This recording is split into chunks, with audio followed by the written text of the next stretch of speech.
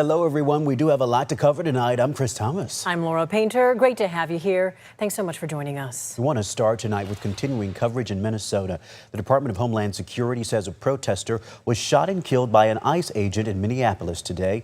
It comes as agents are conducting targeted operations in the city. Hundreds are now taking to the street in protest and throwing snowballs at law enforcement following the woman's death. DHS says the woman tried to run an ICE officer over with her car. But the mayor says after viewing video of the incident, he doesn't think the woman posed a risk to agents, and he had strong words for those agents. To ICE, get the out of Minneapolis. We do not want you here. Your stated reason for being in this city is to create some kind of safety, and you are doing exactly the opposite. People are being hurt. Families are being ripped apart. The agency says the officer feared for his life and for the safety of the public. You see the video there on your screen. Minneapolis police chief says she was blocking the street with her car and says there is no indication the shooting victim was part of a targeted investigation. United States Secretary of Homeland Security Kristi Noem responded to the mayor in a news conference today. I say that he doesn't know what he's talking about. It's very clear that this individual was harassing and impeding law enforcement operations.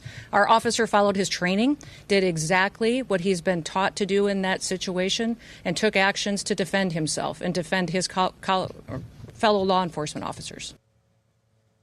Noem says they are following standard procedure when it comes to officer-involved shootings. While she did not name the officer, Noem said he has, quote, been in situations like this before, end quote. Remember, you can follow breaking news like this story right here on the ABC10 app. We'll continue to bring you the latest on this shooting, including live coverage and news conferences. Right now, Minnesota Governor Tim Walz's full news conference about the shooting is available for you to watch. Meanwhile, the U.S. military seized 2 more oil tankers today, one in the North Atlantic, the other near the Caribbean. Yeah, this comes as the Trump administration is now detailing a 3-part plan for the future of Venezuela. ABC's Perry Russum is in Washington. The U.S. today seizing 2 more oil tankers linked to Venezuela. Homeland Security Secretary Kristi Noem posting this video online, saying the pre-dawn operations were carried out back-to-back by the U.S. Coast Guard. This tanker, the MT Sophia, seized near the Caribbean. Video shows U.S. forces rappelling onto its deck, then fanning out to take control. The other tanker, the Bella 1, seized in the North Atlantic. The U.S. had been pursuing it for weeks. Records show during the pursuit, the ship was renamed Marinera and claimed by Russia, its crew painting a Russian flag on the side of the ship. This was a Venezuelan shadow fleet vessel that has transported sanctioned oil, and the United States of America, under this president, is not going to tolerate that. For the first time since the capturing of Venezuelan President Nicolas Maduro, the Trump administration detailing a 3-part plan for the future of Venezuela. Secretary of State Marco Rubio says step 1 is stabilizing the country. We don't want it descending into chaos. Part of that stabilization, and the reason why we understand and believe that we have the strongest leverage possible, is our quarantine. Rubio says the U.S. quarantine is on oil coming out of Venezuela. Rubio says step 2 is recovery, ensuring Western companies have access to Venezuelan oil, and 3, transition. It comes as President Trump claims Venezuela has agreed to turn over between 30 and 50 million barrels of oil to the U.S. We're going to sell it in the marketplace at market rates, not at the discounts Venezuela was getting. That money will then be handled in such a way that we will control how it is dispersed in a way that benefits the Venezuelan people, not corruption, not the regime. Lawmakers divided along party lines over the administration's plan. This was a coordinated effort with months of planning, understanding the contingency plans. This is an insane plan. They are talking about stealing the Venezuelan oil at gunpoint for a period of time undefined as leverage to micromanage the country. As for the seizure of the Bella 1, the Russian Ministry of Foreign Affairs is demanding the U.S., quote, ensure humane and dignified treatment of Russian citizens on board. Perry Russum, ABC News, Washington. Perry, thank you. Following Maduro's capture, President Trump also talked about what he's labeled the Monroe Doctrine after the Monroe Doctrine from the 1800s, when President James Monroe warned against European colonization in the Americas. The president says he's eyeing Greenland, a territory of Denmark. He also says he could target Mexico, Cuba, and Colombia next. For now, let's turn to state matters. Governor Gavin Newsom is set to give his final State of the State address in person for the first time since 2020. ABC 10 State Matters political reporter Jenny Hudd joins us now in studio. After speaking with our lawmakers on what they're looking forward to, Jenny, always a pleasure to have you here breaking down all of this important information for us. Let's start with this. We know all eyes are on this buzzword, right? Affordability. I think it might be the word of 2026. Oh, yes. Is that what you're hearing from lawmakers too? Yes, it's the word of 2026. It was also the word of 2025, the past legislative session as well. And it's already been very busy. First day of session was Monday. Lawmakers already talking a lot about affordability. It's the State of the State address, but it's also going to be state of the budget. We're expecting Newsom to give at least a preview of what his budget is going to look like tomorrow. And then on Friday, he's going to give that proposal for this session. And it's not really, we're not sure what the details are exactly in terms of how that proposal is going to go Friday. But from what we are hearing, it'll likely be the Department of Finance director that's actually giving a breakdown of the budget and what the direction of the legislature is going to look like in terms of that spending moving forward. And here's the interesting thing. We're hearing even Democrats say that, quote, we've kicked the can down the road and that now it's time to, quote, face the music and things of that nature. When you hear that, I wonder, what are you hearing about the budget proposal so far with the state facing a deficit? And the person that said that is Democratic Senator John Laird, one of the most powerful Democrats, because he's the new chair of the Senate Budget Committee. So to hear that from such a powerful Democratic figure, it does make you wonder, what is the state of our budget? In terms of the proposal, really, again, affordability, right? But under affordability is housing, homelessness, energy and gas prices. Education is something that Senator Laird mentioned as well. So there's a lot of issues that both parties are hoping to address. But again, they're still really waiting for the governor to give his proposal and his guidance on what exactly we need to cut down in terms of spending and where we can add or maybe maintain current levels. Yeah, the money and the budget seems to be a uniting issue for both sides of the aisle, a big concern for everyone here. Now, Jenny, from Democrats and Republican, what are they saying they want to hear from the governor tomorrow morning? Those very issues. And again, I want to note Senator Laird, a very powerful Democrat. For him, he acknowledged that right now nothing is off the table when it comes to what is on the chopping block. He actually said some of the very topics that we want to protect, like health care and education, for example, are territories that require the most spending by the state. So you would think with the federal funding cuts that we're already anticipating to see when it comes to health care and food assistance programs, for example, the state would want to somehow guide and protect those safety nets. But again, the senator, the one on the left on your screen right now, he is saying nothing is off the table. And I think for some people that might ring the alarm bells, really. Yeah, again, this is the first in person in about 5 years or so. So we look forward to your coverage and our team coverage, and we'll see what happens. It'll be a busy day. Yeah, Jenny, thank you for having me. Okay. Well, coming up, we do want to change gears now because a house burst into flames in South Sacramento today and reported explosions shook the neighborhood. Plus, a man threatens to bomb a Nevada casino after losing money while gambling.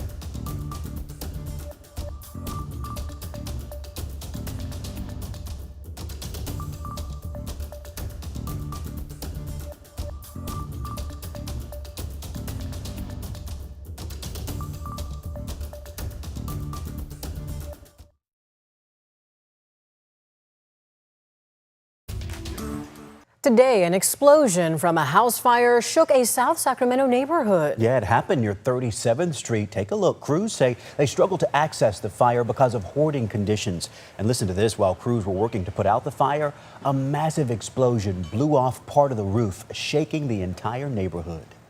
It's a huge bang. My ears are still ringing. A bunch of stuff fell off the walls and some blinds fell off the walls. My goodness, thankfully no one was hurt. The cause of that fire and explosion is now under investigation. A man has been arrested for allegedly making a bomb threat against Harrah's Lake Tahoe Casino. The Douglas County Sheriff's Office tells us on Monday night, Seth Mabee called into Harrah's Casino saying he wanted to bomb it after allegedly losing tens of thousands of dollars while gambling there. Deputies were called and arrested Mabee. A few hours later, he's been charged with making terroristic threats and will face those charges in Nevada. A feather alert has been activated by the California Highway Patrol for a missing teen in Roseville. 17-year-old Clara Bruno Smith was last seen on December 31st around 2 p.m. near Gibson Drive and Roseville Parkway. If you have any information, please take a good look at your screen and call 911. Well, Rancho Cordova is moving forward with plans for a new entertainment district anchored by a 7,500-seat indoor arena. It comes after City Council voted to approve nearly $1 million in fee waivers for that project. ABC10's Nazi Javid looks into the impact on the city.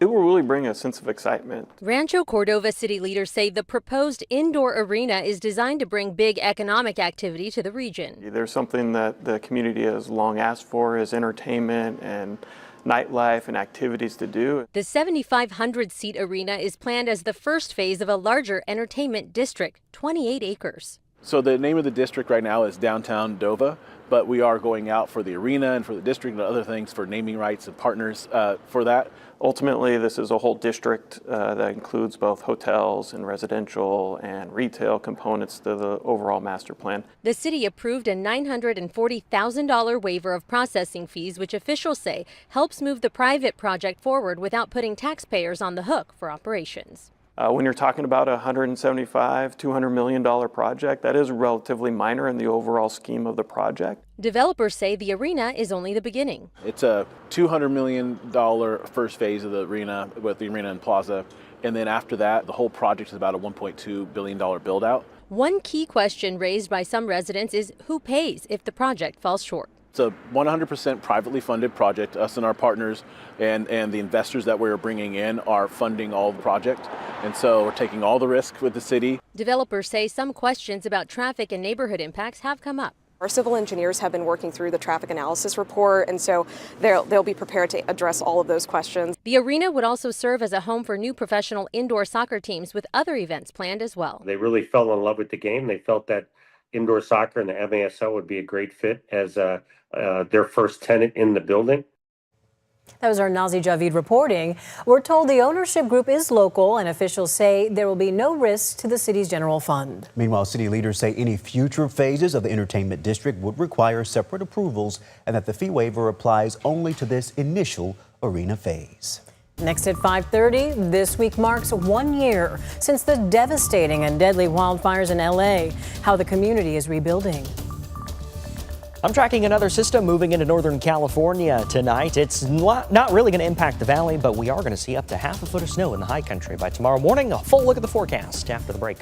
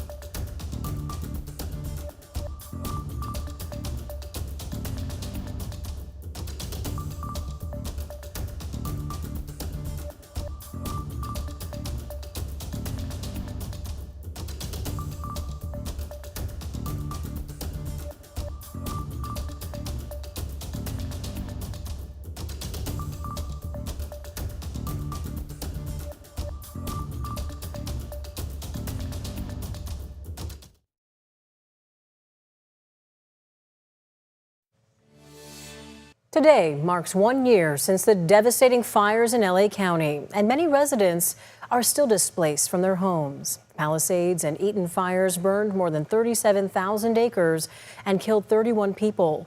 Homes, schools, and businesses were destroyed. One of the people impacted, a Pasadena firefighter who lost his home while he was on the front lines battling the fire. I think everybody that lives on the street have some type of feeling towards these special homes. So I think that was pretty easy of everybody wanting to be back. That is building back. This week, people in these communities are holding a number of events to honor the victims, including candlelight vigils and a flag ceremony. Events are also being held to help provide financial support for rebuilding efforts. In Pacific Palisades, some residents are holding a demonstration called They Let Us Burn. Organizers say they want state lawmakers to be held accountable for not only what led up to the deadly fires, but what's happened in the aftermath. Those fires destroyed communities and the scars still remain. Streaming right now, you can watch Los Angeles fires 1 year later, free right here on the ABC10 streaming app.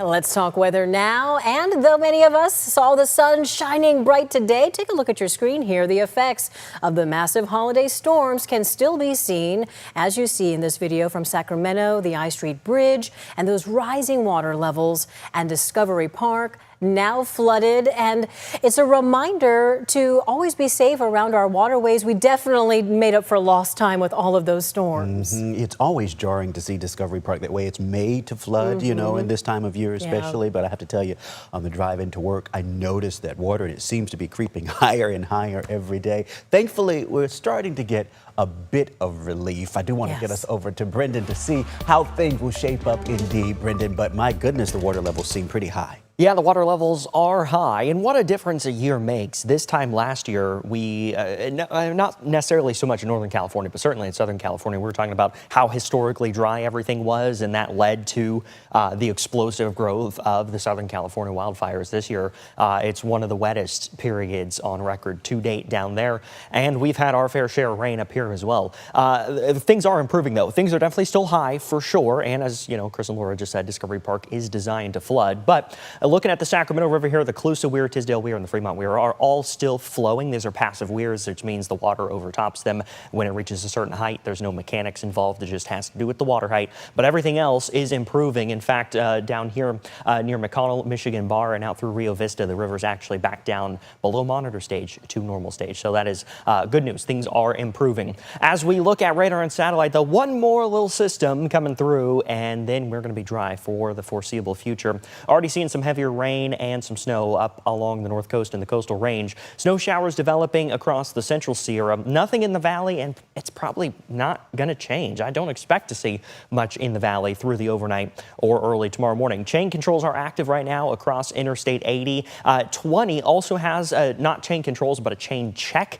Everywhere else is open. So things are not going to improve a whole lot overnight, expecting up to about a half a foot of snow at the high passes. So if you're going to be making an overnight drive up Interstate 80, potentially even US 50, just make sure you're prepared for that winter weather. 57 right now, Sacramento, 55 in Stockton, 58 in Modesto, 30s in the high country. Downtown, it is dry, 57 degrees, winds out of the south at about 10 miles per hour. We'll see some clouds through the overnight, but again, I'm not really expecting rain in the valley. Overnight's mainly going to be about the Sierra snow, temperatures near 15 degrees up in Truckee and South Lake Tahoe. So looking at futurecast through the next several hours, you see snow up in the high country, some snow out along, or excuse me, some rain out along the coast, but really outside of a very light, quick shower coming through in the valley. That's going to be about it. Most of this is going to be in the elevations. And by the time we get towards about 8 o'clock in the morning or so, even the snow is over. So we're not looking at a long duration storm here. This is going to be a very quick moving system, and we're dry across the region by Thursday afternoon. Again, in terms of totals here, we're talking about up to about 6 inches of snow across the high passes. The foothills may see about 1/4 inch of rain, but you see a lot of gray. That base map across the valley, there's just not a lot of rain for the lower elevations. Tomorrow afternoon, dry and sunny. 52 in Sacramento, 51 Stockton, 50 in Modesto, 20s in the high country. It's going to be a little breezy, though, as we go through Thursday. Winds out of the north at about 25 miles per hour. High pressure is going to be building cooling in, though, and that could allow for the formation of some Thule fog. You see that high pressure there as we get into the weekend. So that's just something to keep in mind. It may not be completely sunny for Friday, Saturday, and Sunday, as we may keep that fog going. But the other thing you'll notice, those morning temperatures Friday, Saturday, and Sunday in those low to mid 30s in the valley. Okay, Brendan, thank you. Well, coming up, it's officially tax season. Yeah, why the tax board says you should file early. Next.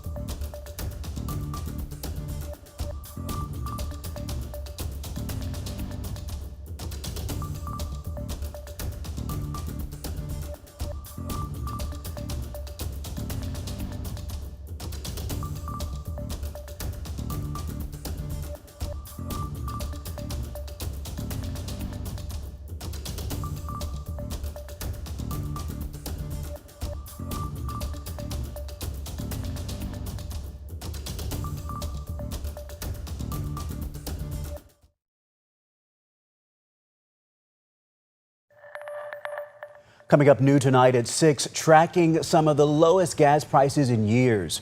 But could Venezuela change that? What a possible oil deal with the U.S. really means, and why experts say the impact at the pump may not be so simple. But first, California's tax filing season is officially underway, and state tax officials are urging you to file early and stay alert. Yeah, the California Franchise Tax Board said filing sooner can help taxpayers claim credits they qualify for and avoid any last-minute problems. Officials also warn about tax season scams, including fake calls, emails, and texts pretending to be from tax agencies. The state says free online filing tools, tax assistance, and disaster relief options are available for people who qualify. They also remind taxpayers any money owed must be paid by April 15th to avoid penalties. And I've done a lot of dollars and cents stories about tax season. We have more coming our way. And all the experts I've talked with definitely recommend as soon as you get all your documents together, do not hesitate to start filing. We mentioned the scams. People can use your Social Security number to file on your behalf and then get your return. You don't want that to happen. So maybe even now start preparing your documents, the experts say. Just get everything together, get your ducks in a row. Even if you think you're going to have to owe something, you don't want to wait until the last minute, right? And then find out, oh my goodness, I got to try to scrounge up, Absolutely. That is great advice as well, too. Just be prepared and gather everything early and don't wait to file. If you need to extend, then do that too. You can always do that, right. Okay, well, don't forget you can watch us anytime, any day on your schedule. Just download the free ABC10 streaming app to your TV. Thanks so much for joining us.